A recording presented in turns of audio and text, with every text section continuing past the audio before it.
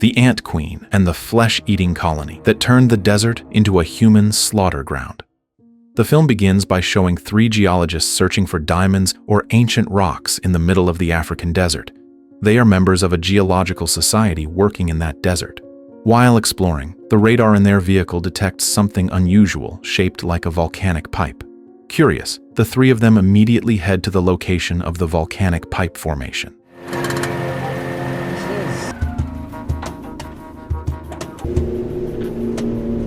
There, they discover a strange mound of earth. Hoping to find diamonds inside, they destroy the mound, but instead, a mysterious monster emerges and kills all 3 of them.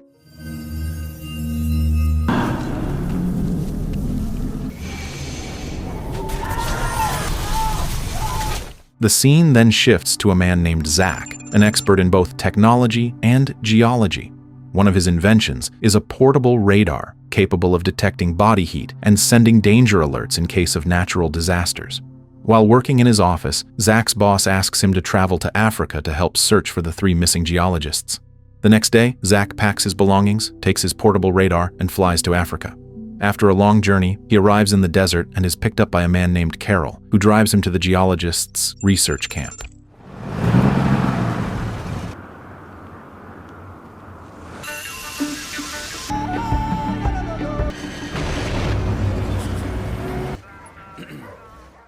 At the camp, Zack introduces himself to the team, which includes Karel, Mikki, Kurt, Titus, Magda, and their leader, Johan.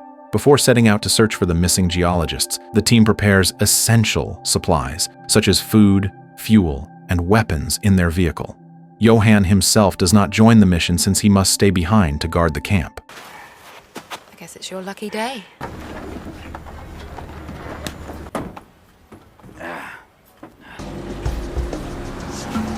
After a long search, they eventually find the geologists' abandoned vehicle, but to their shock, the 3 geologists are discovered dead in a gruesome state.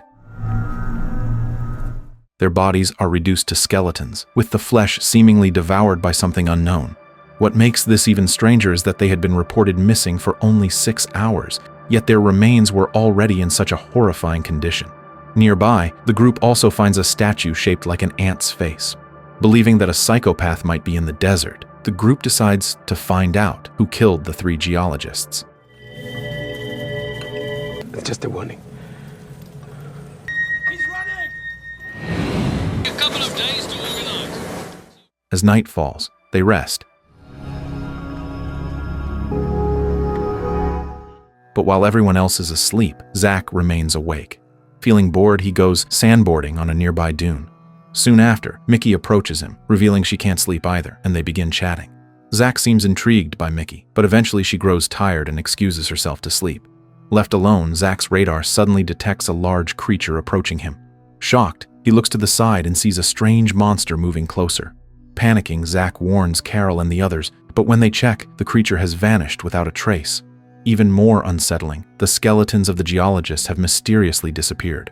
Suspicious, Karel accuses Zack of stealing the bones, but Zack defends himself, insisting he had nothing to do with it.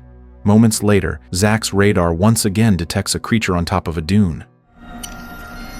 Over here! Karel urges everyone to get in the vehicle and chase it, but Magda refuses, suggesting they wait until morning since it would be impossible to catch the creature in the dark. The next day, they resume the search and eventually spot a human-like figure with a pitch-black body. Kurt immediately shoots at it, but the creature mysteriously vanishes. When they investigate, they find the missing skeletons from the previous night. Confused, they wonder how the remains could have moved on their own. At that point, Titus shares with Zack the legend of Esolu, a mythical being said to kill humans and steal their bones. According to local tales, Esolu is not a single creature but a colony of flesh-eating ants that consume human meat and use human skeletons as disguises. By doing this, they can become powerful, coordinated attackers. Like any ant colony, they are ruled by a queen, who must be fed and serves as the central command. The flesh of humans is offered to her. Titus recalls hearing, in his youth, about a boy in his village who was found dead in horrifying condition, his body reduced to nothing but bones. Because of this, Titus is convinced that the creature terrorizing them and killing the geologists is Esolu. However, the others dismiss his story, believing instead that a psychopath is behind the attacks. As they prepare to leave, their vehicle suddenly breaks down, and both the telephone and radio communications stop working, making it impossible to call for help. Insulation's gone from the wiring. Left with no choice, they decide to wait in place, hoping that a patrol vehicle, usually passing through the desert at certain times, will eventually arrive. Night falls, and they take turns, keeping watch to prevent the creature from attacking them. Titus tells Kurt to get some rest while he keeps guard. But while on watch, Titus senses the creature's presence nearby. Alarmed, he wakes Kurt, who is sleeping in a sleeping bag. To his horror, when Titus opens it, he finds Kurt being eaten alive by Esolu. Titus screams for help, but suddenly the creature devours his arm, leaving it mangled. Fortunately, Titus is pulled away before Esolu consumes the rest of his body. Mikki, Magda, and Zack rush him into the vehicle while Karel tries to kill Esolu with his weapon, but his efforts prove useless. Esolu is essentially a massive colony of ants, moving in unison, making them almost impossible to destroy. Thinking quickly, Zack pours gasoline around the vehicle to keep the creature at bay. The plan works temporarily, forcing Esolu to retreat.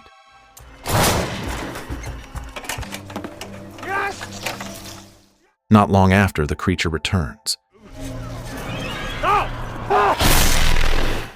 Zack jumps out to pour more gasoline, and alongside Karel, he witnesses Esolu using human skeletons to fuse into a single body-like form. This shocking sight finally convinces everyone that Titus's story about Esolu was true. Karel attempts to shoot, but Zack stops him, insisting that bullets are useless and they need another strategy to kill it. Eventually, Esolu disappears into the desert once again. Zack and Karel hurry back to the vehicle where Titus's condition has worsened due to his severe injury. At first, they consider walking back to the camp, but Titus is too weak to travel. Magda proposes staying behind with Titus in the vehicle while Karel, Zack, and Mikki trek to the camp on foot and later return with a working vehicle to pick them up. That's one hell of a choice. No. It's like it's devolving. The prospector's truck has a radio. The next morning, the three set off toward the camp, carrying a canister of gasoline as a precaution in case Esolu attacks again. Along the way, a sudden sandstorm strikes, forcing them to huddle together for protection. Sandstorm! Take cover! After some time, the sandstorm finally subsides, but it has damaged Zack's radar and spilled almost all of the gasoline they brought, leaving them with only a small amount to fend off Esolu. They continue their journey until night falls and decide to rest. While they sleep, Esolu appears, horrifying them with a face resembling Magda. This reveals that both Magda and Titus have been killed and devoured by Esolu, their skeletons now used as part of its disguise. In a panic, Karel splashes the remaining gasoline toward the creature, forcing it to retreat. By morning, they awaken to the sound of a faint radio signal. Following it, they discover the abandoned vehicle of the three geologists and recover the radio to call for help from the camp. Nearby, they also find a sand mound with a tunnel entrance. Venturing inside, they see what looks like a massive ant nest. Zack speculates that this was once Esolu's home and the dwelling place of the ant queen. He believes the three geologists had accidentally destroyed the nest, provoking Esolu's wrath and sparking its attacks on humans. With their nest ruined, the creatures are now searching for a new home to survive. Soon after, Johan arrives and confronts them, accusing them of murdering their companions. Despite their desperate attempts to explain, Johan refuses to believe them. He handcuffs their hands behind a vehicle and begins taking them back to the camp. You see it? You're gonna have to try a lot harder than that. For a long time. No, this idiot's been itching to take. During the journey, Karel knocks Johan unconscious, freeing themselves before handcuffing Johan in turn. Mikki initially assumes they will return to camp, but Karel and Zack reveal a different plan: to track down Esolu's new nest and destroy it before it can terrorize more people. After gathering supplies, the three set out for an abandoned mine, convinced it has become Esolu's new lair. Before entering, Karel arms himself with explosive liquid to use against the creature, and together they step into the dark mine.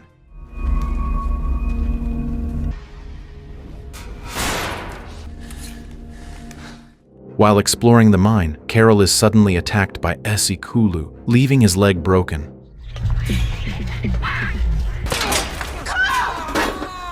Fortunately, Zack distracts the creature, causing it to fall into a pit.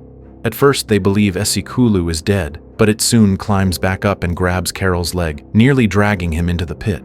Mikki and Zack struggle to save him, but realizing the danger, Karel takes the explosive liquid and throws himself into the pit, sacrificing his life to destroy Esolu and save his friends.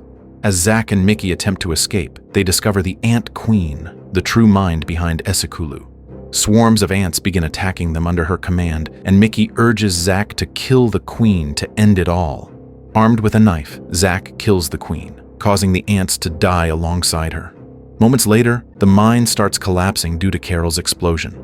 Zack and Mikki rush out just in time, only to find Johan's corpse outside, devoured by Esolu. From this horrific tragedy, only Zack and Mikki survive. In the final scene, they wait for a taxi. After the ordeal, Zack decides to stay and work permanently at the desert camp, while Mikki chooses to move on to a new workplace. Before parting ways, they share a kiss, confirming their love for each other. Soon after, the taxi arrives and Mikki departs for the airport to begin her new life, bringing the film to an end.